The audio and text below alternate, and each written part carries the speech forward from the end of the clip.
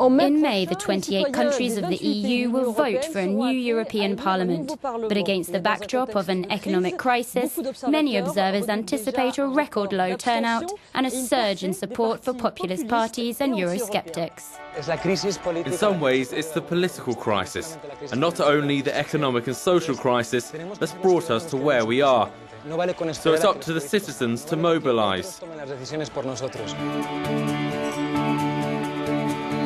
Turnout has dropped consistently since the first European elections. At the last vote in 2009, the average turnout across the Union was a new low of 57%. We're in Spain, traditionally very pro-Europe, but today it's one of the countries worst affected by unemployment and recession. According to polls, Spaniards' confidence in Europe has significantly fallen in recent years. On the streets of Madrid, talk of the elections evokes a sceptical and even defiant response.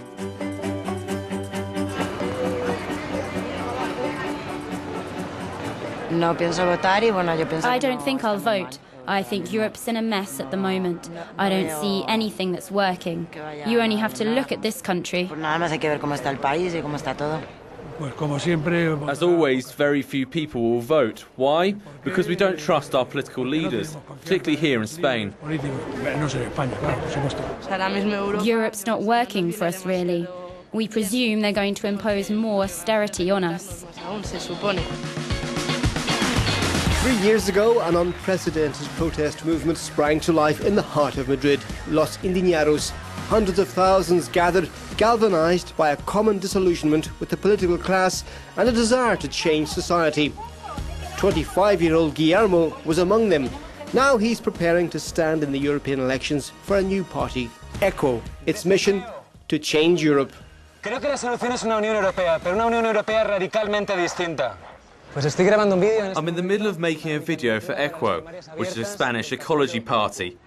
What happened was that people like me came onto the streets, and that became a citizens' movement. And then that developed into a political movement. The institutions are where the big decisions are taken. If we aren't there in the institutions, they'll continue to take those decisions without us.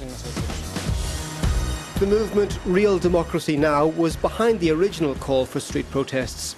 We met a spokesperson at their headquarters, a squat in downtown Madrid. Despite their opposition to Europe, these activists are urging people to vote in the May elections. Unfortunately, in Spain, the Euro elections are used only to punish the government of the day. But we believe these elections are very relevant to our lives. Many of the laws coming from Europe affect our daily lives. We aim to politicise the voters, to make them aware what these elections represent.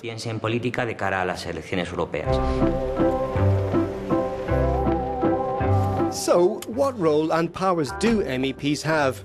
How are the laws put into place? To encourage people to vote, all parties agree on the need to signpost clearly what's at stake in these elections. Finding a way through the maze of the EU institutions is not so easy. To make these elections more transparent, the parties, for the first time, have been urged to indicate their choice for European Commission President.